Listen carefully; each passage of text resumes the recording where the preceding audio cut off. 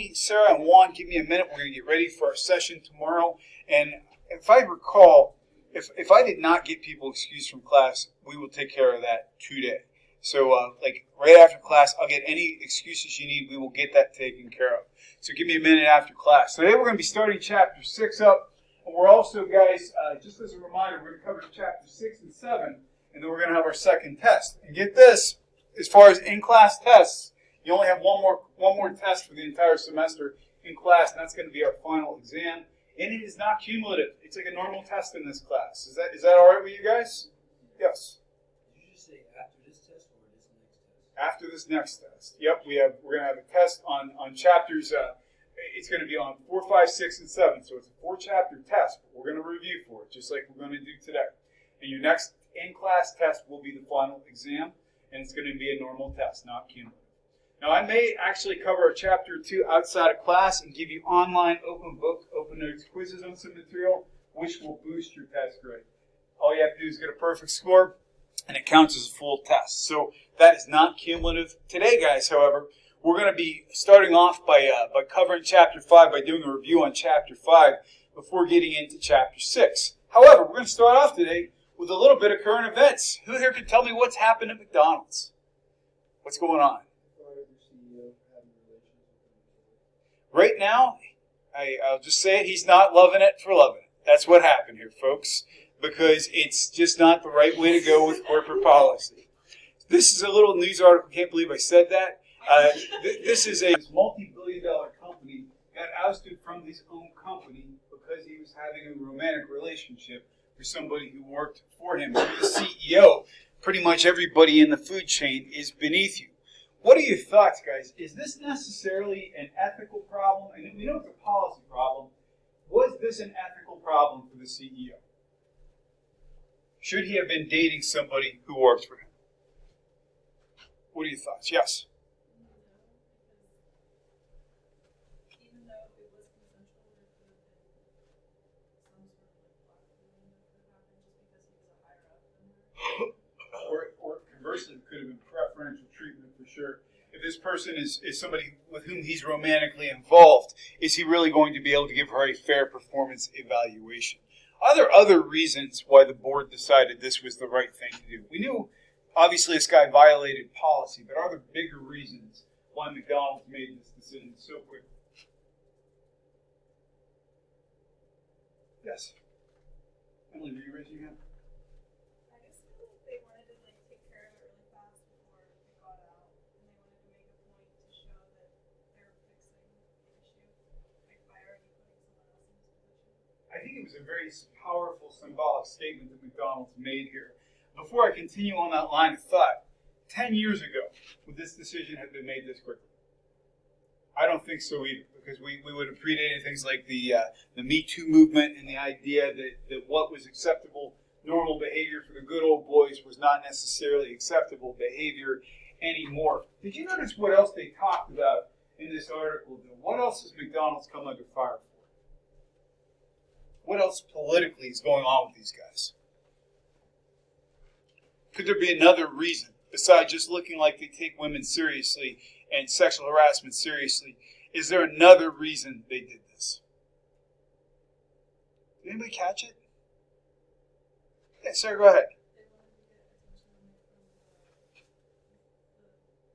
from the minimum wage jump. Exactly right. There are a number of labor lobbying groups who are trying to say, they call it the fight for 15. They wanted to see a $15 minimum wage at McDonald's nationwide. And one of the things they've been bringing up, the folks who have been lobbying for the $15 minimum wage have been saying that McDonald's for years has also created unsafe work environments by failing to address issues of sexual harassment. And so what they're basically saying here, what we're kind of saying in a roundabout way, is the speed of McDonald's response here may have been a bigger picture than just trying to do the right thing by their own ethics standards. Any thoughts, guys? How could this have gone the other way? McDonald's had chosen not to take this action this quickly in terms of backing up their own policy. What might have been the outcome? Could there have been negative outcomes for McDonald's? What do you think? What might those have been? Help me out, guys. Come on. What might be an issue? Corey?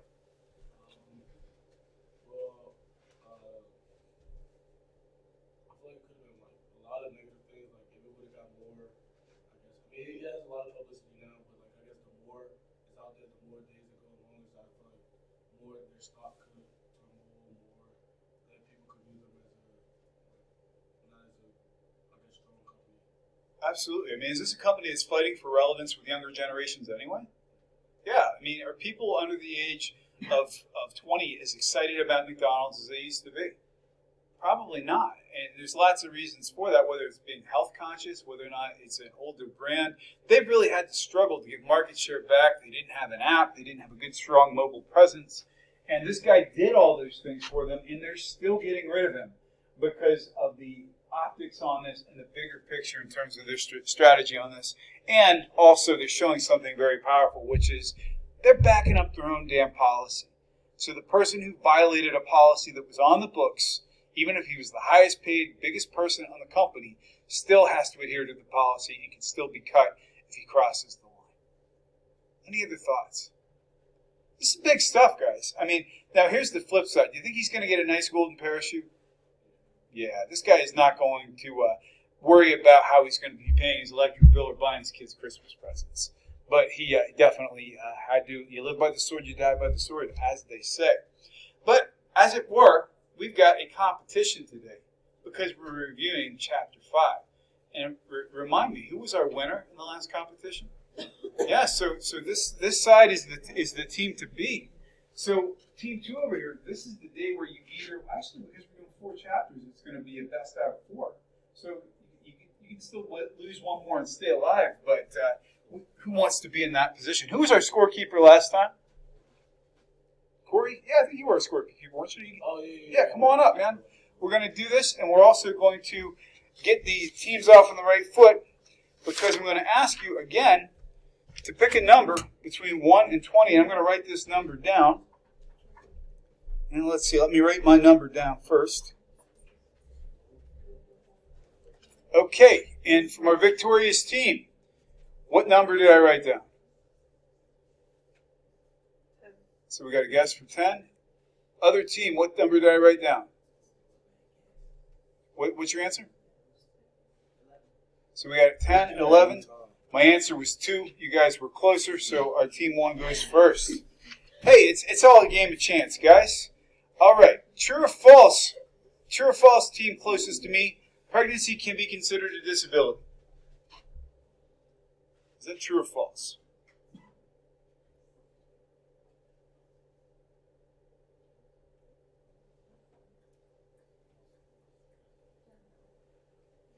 Give me your best shot, guys. Can you elaborate? Nope. And other than say by the letter of the law.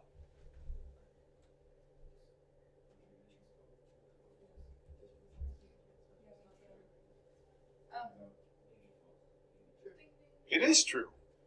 Absolutely is true. All right. So team 2, desire within a person causing that person to act. Is that drive, determination, pride, or motivation?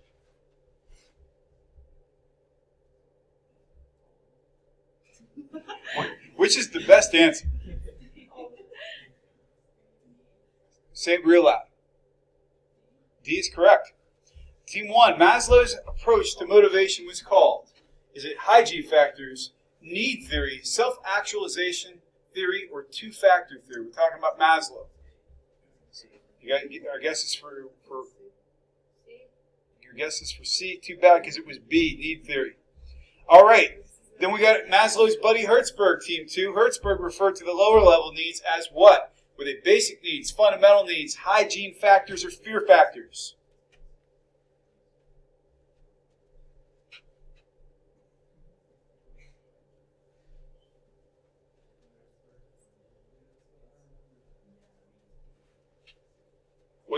What is your answer, guys? C is correct. We're not just talking about the bathrooms in Schwab at 8 a.m. We're talking about other kinds of hygiene factors. Team 1, perceived fairness of what the person does compared with what the person receives for it. So if somebody sees that they are fairly treated, effort versus what they get. Is that A, equity theory, B, expectancy theory, C, hierarchy of needs theory, or D, two-factor theory?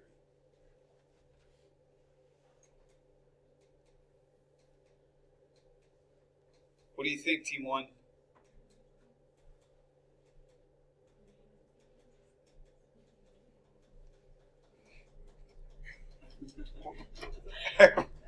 Brandon's going to explode back there. So, I'm sorry, say your answer? It is A. It is equity theory. Expectancy theory is what most people guess, but you got it right. All right, team 2. Employees' motivation is influenced by what they expect to happen. Is it hierarchy of needs theory, equity theory, predictive theory, or expectancy theory? Say it loud. D. D is correct. All right, team 1. True or false? Managing someone through fear is using negative motivation. What do you think?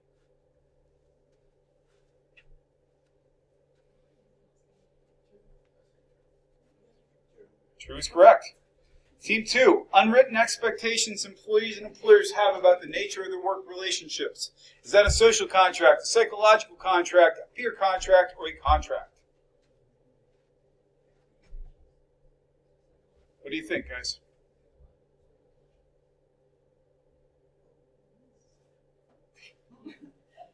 Which is the most correct term?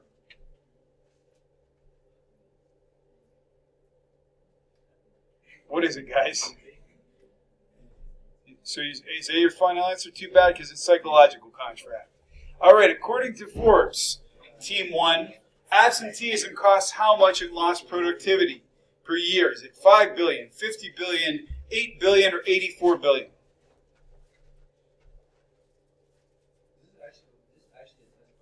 It is, because we actually covered it on Friday. I know you weren't here Friday. But there are people on your side who are. What's your guess, guys? So our guess is for C, and it is incorrect. It's D, 84 billion. Okay, true or false, Team 2, Bob is riding his motorcycle and is hit by a car. His absence from work is voluntary because he chose to ride his motorcycle. Say that loud. False is correct. He didn't choose to get hit. Which of the following, Team 1, is a direct cost of absenteeism? Lost productivity, customer dissatisfaction, lower quality, or salary/benefits for absent workers? Which is the most direct cost of absenteeism?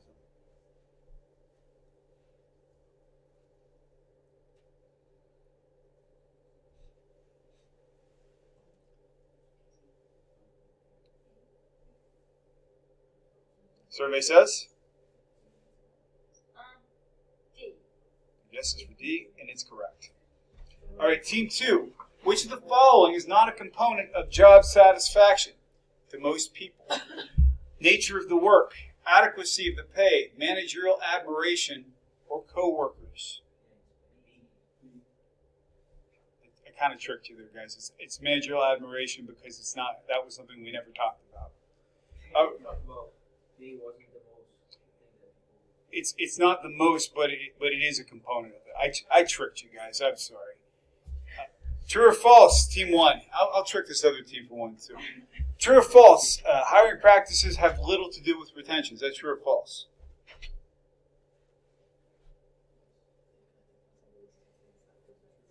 How somebody's brought on board has little to do with keeping them on the company. Is that true or false? Is it false? Correct. True or false, Team 2? Sam works for a web design firm. He can come and go as he chooses so long as his work gets done. His company uses a paid time off program. Is that true or false?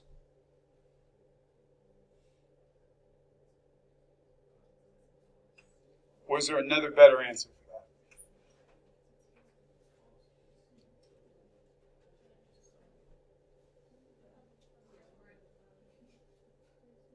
What do you think, guys? True or false?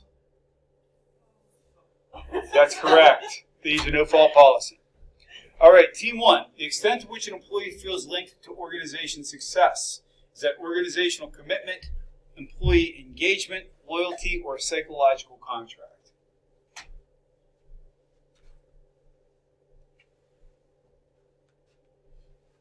That's why we review, guys. Don't worry.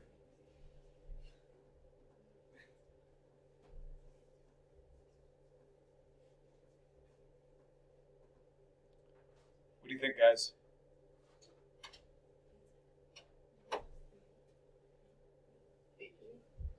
He is correct. Okay, we've got team 2. Jill quit her job at Tonkin Guitars. Since Jill left the production line, we are producing 2 fewer guitars a day. This cost is best described as is a separation cost, a vacancy cost, a replacement cost, or training costs.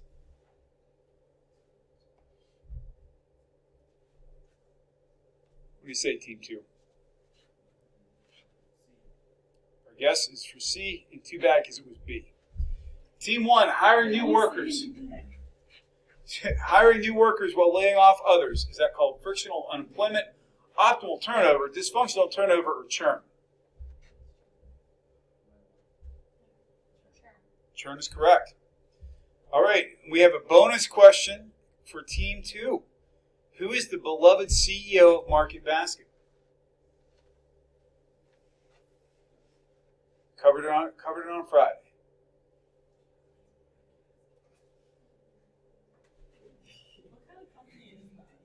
Market Basket, Market Basket is a grocery company. This guy had a very distinct name. Oh, yeah. They wrote that song about They wrote a song about him.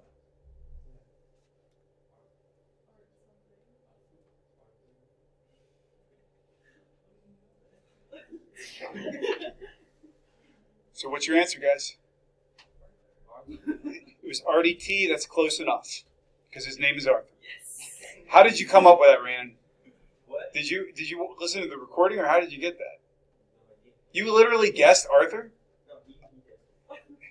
He wasn't here either. How did you guys guess it? That's awesome. All right, Team 1. Employees using days from their accounts at their discretion. If they're using days from their accounts, they're assigned days and they're using them how they want. What kind of time off is that, Team 1? We got PTO, and you're correct. Another term for Team 2 for voluntary turnover is that opportunistic turnover, positive turnover, frictional turnover, or functional turnover.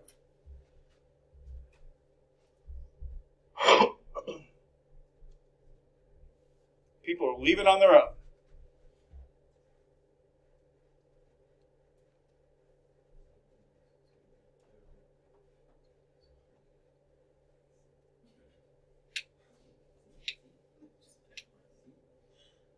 Pick one, guys. Is that your answer?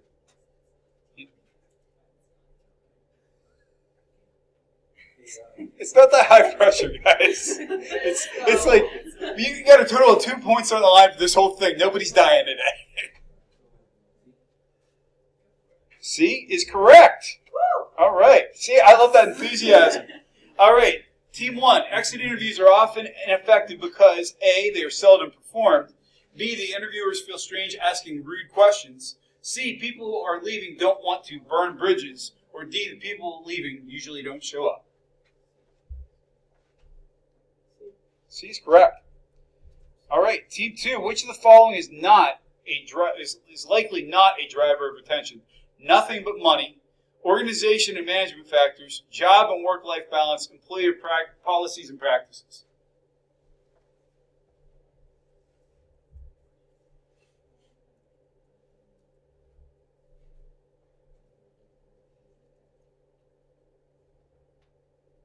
What is it, folks? A is correct. Do we get 2 points for both questions? No, that's... And how did we turn out? That was our last question. Where are we?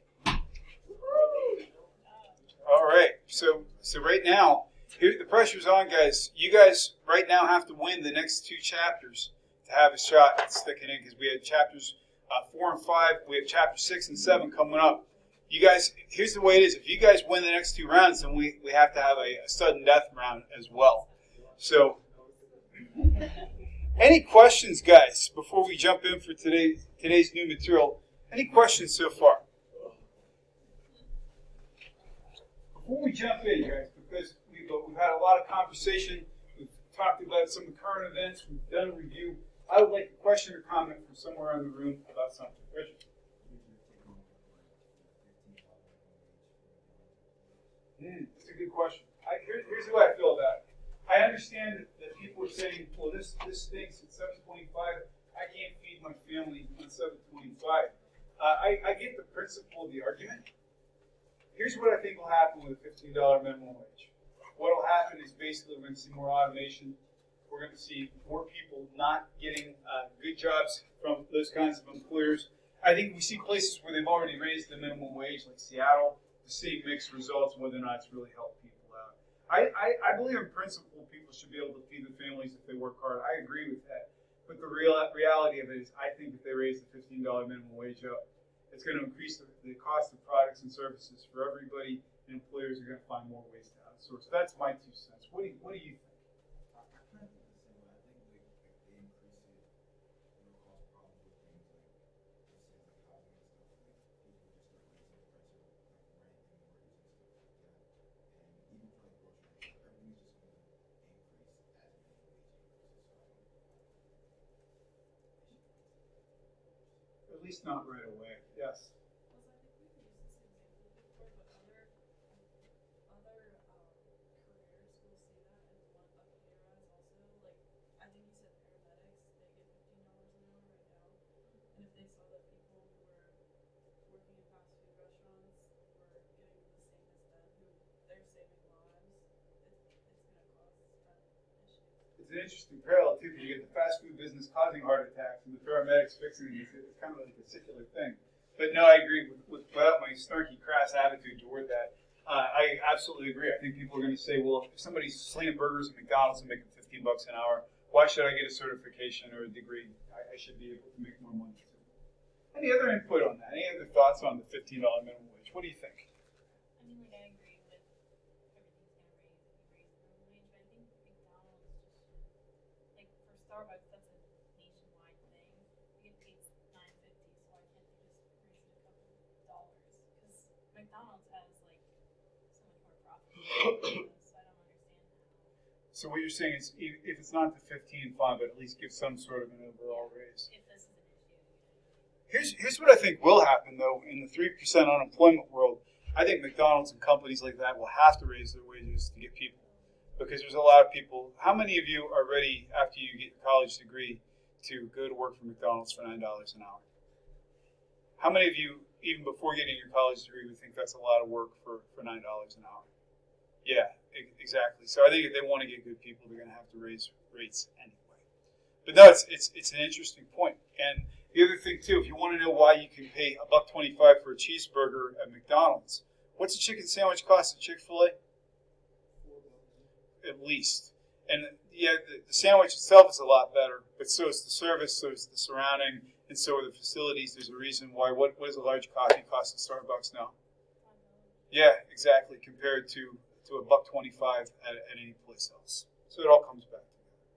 So other questions or comments, guys? Okay. Guys, we're going to jump into recruiting. So we know at this point in time, right now, companies have to strategically recruit. They have to know where their sources of potential candidates are, where they can get them, and what it's going to take to get them here. I'll give you a great example. We're trying to recruit somebody for an academic position in New York City, somebody to teach in a school in New York City versus teach somebody in Loretto, Pennsylvania. What's different about the recruiting tactics we have to use? Yes? For sure. Many people who are quality professors are going to say, I'm not leaving the culture and the surroundings of a large city to come teach in a rural area. Are there other factors that play into that as well? What's the cost of living like in Loretto versus the cost of living in New York City? You could buy a house in Loretto for $40,000. You'd be lucky to get a place to rent in New York City for less than $2,000 a month that you'd want to live in. So even paying people, you got to pay people at different rates as well. So you're going to have to decide how you're going to recruit, where you're going to pick your people from, how you're going to find folks who fit what you want to do with your company, and where you're going to get them. You're also, to do that, you have to know what the current makeup of the labor market is. Right now, we're employers. What's our biggest challenge with this current labor market, guys? We're trying to recruit. What are we working against? A lot of other companies. And between you guys, the employees, and me, the employer, who's in the driver's seat nationally right now? You guys. We have a situation quite literally where we have more openings than we have people. We're also going to talk about how we're using technology to recruit and what internal recruiting sources could look like. For example, you can recruit people within your own company to open positions as well. We're also going to talk about how we reach outside of our company and how we can determine if our recruiting is successful or not, if we're doing a good job pulling new people into our company. What we refer to this as overall getting people into our company to be able to do what we need our company to do is called talent acquisition, and specifically reaching out to them is recruiting. By show of hands here, because I know we have a lot of student athletes in this room, how many of you have ever experienced someone trying to recruit you? Yeah, absolutely. Will you guys tell me, what are things that recruiters did, whether it was St. Francis or otherwise? What did recruiters do to try to get you to come where they wanted you to go? What are some things recruiters do? Yes? So making a very direct offer, that's akin to a financial offer for a contract. So money is definitely good. What else did they try to do? How else did they try to appeal to you? Yes? Yeah, basically saying, this is our culture. Wouldn't you like to be part of this culture? Yes? Tell me more about that. I had some coaches come to me and they already knew some stuff about me and when we played, when we were going to play, how our schedule was going. So they obviously took their time to do some research. What kind of impression did that leave on you? And you cared. Yeah, if this person's taking the time to get to know me before I even set foot on the campus, that's positive. Richard.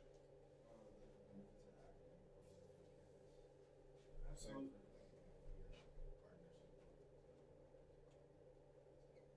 Yeah, I mean, that stuff builds credibility.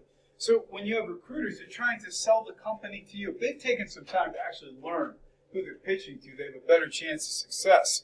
How many of you during your recruiting session, wherever it was, got lots of opportunities to ask questions? I hope you all did, because it comes down to basically recruiters need to be able to how to sell, but they need to listen as well so they can make sure that they're answering questions and positioning people well within their organizations. Well, in terms of effective recruiting, what we're looking at these days, quality and quantity are not the same thing, obviously. But what it comes down to in the current market, because we've got sub 4% unemployment, we've got groups who are coming in who are willing to recruit people who are maybe not as talented or prepared as they would like under normal circumstances, because they have to look at people they can develop. If you can find somebody who is highly skilled and is in your ballpark and likes your company, well, that all fits perfectly. What's your business strategy? Are you a company that realizes you're going to have high turnover, so you're going to be perpetually recruiting? If your business strategy is you're an innovator, if you're Apple or if you're Google, you're going to be recruiting all the time. What about the labor market dynamics? What's the difference? Other than the fact that you guys are way younger than me, what's likely different about your career path versus mine? Yes? Exactly right. How many of you have parents or family members who, as long as you can remember, have worked for the same company? Quite a few people. And that's very few of you, when you're asked that same question, will probably say the same thing. So we've got different dynamics at this point in time. What are our time limits? How long do we have to hire somebody? If we're operating down a few people, what are we going to do? We're going to lose money if we can't make production. We're going to lose money if we can't supervise people. And finally, we get into financial limits, which means what can we pay? I've got an Audi dealership and I've got a Chevrolet dealership, and I need to hire a salesperson. Who can I likely afford a bigger budget for? Audi or Chevrolet? If I'm a dealership, who's likely going to make more money? Yeah, it's a higher end product, and it means we've got bigger budgets to hire the best and brightest. If you want to know why more expensive cars are often better than less expensive cars, it's because they hire more expensive people to build those cars. So we have to understand then, too, in terms of our company, where are we going to recruit? If you're St. Francis University, it applies too. Although we're very fortunate to have a lot of international students and people from the West Coast and far away, our strongest recruiting base is on the East Coast because we're based in the East Coast of the United States. That being said, you have to know where you're going to expend your budget. There's a great example. There was a company called Kaiser Permanente. And anybody here from the West Coast? I always forget. They're like UPMC for the West Coast. They are a big healthcare company. And they had an issue where they needed to recruit nurses, for example, because they were expanding left and right. They took a map of California. I'll do a really terrible drawing of California here. That's the state of California. And what they did, they got Department of Labor salary data for the entire state and knew for those areas what they would have to pay to recruit nurses to have a successful retention rate. So you know exactly what you need to pay in a given area. So we knew, for example, in Southern California, where the property values were higher, we were going to be paying more for nurses, meaning we had to offer higher and more competitive wages. So that tells us how and where to recruit. We're also going to know in terms of what's successful in our labor market, in terms of what's actually going to draw people in. Is it always money? It's often money, but if you're working in the nonprofit world, for example, it might not be money. We also know that, for example, if we're spending money to recruit, we might be hiring recruiters or headhunters to go out and do this recruiting for us. And finally, if we're spending tens of thousands of dollars to recruit, we want to also see that we have got some way to measure the efficacy of our efforts. That's the best part, by the way, of online recruiting. You can track how many people have come onto your site. You can track, well, if we had 1,000 applicants last month in our online portal and we hired 100 of them, well, that's pretty good. We got a 10% return on our investment that we're spending for 1,000 applicants and we hired 100 of them. Not too bad. So you can recruit internally or you can outsource it. You can hire professional organizations. They call them recruitment process outsourcing. If you've ever heard of, for example, like companies like PeopleSoft or ADP that makes software, you can reach out and do that online recruiting yourself, or you can hire somebody else to do it. You can also get what we refer to as professional employer organizations. And that might mean, for example, that we've got a group of employers that help other employers recruit from each other. You can also lease employees. The old company I worked for, guys, actually hired and staffed people. I'll give you this as a quick example, and this will be kind of our last point for the day. I worked for a company called OEO Technology Solutions. They were based out of Greenbelt, Maryland. And what they did is essentially hired incredibly highly skilled IT professionals, people who would come in and do coding, write apps, all this kind of stuff. And they would subcontract them back to places like IBM.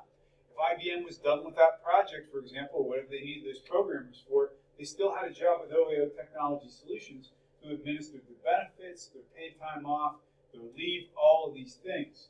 And we essentially refer to that as employee leasing, also known as subcontracting, which is a very common way to maintain a flexible workforce environment. And we're going to call it there for today because we did a lot of reviewing. And I also want a minute to meet with my folks for tomorrow. So guys, bless you. Have a wonderful day.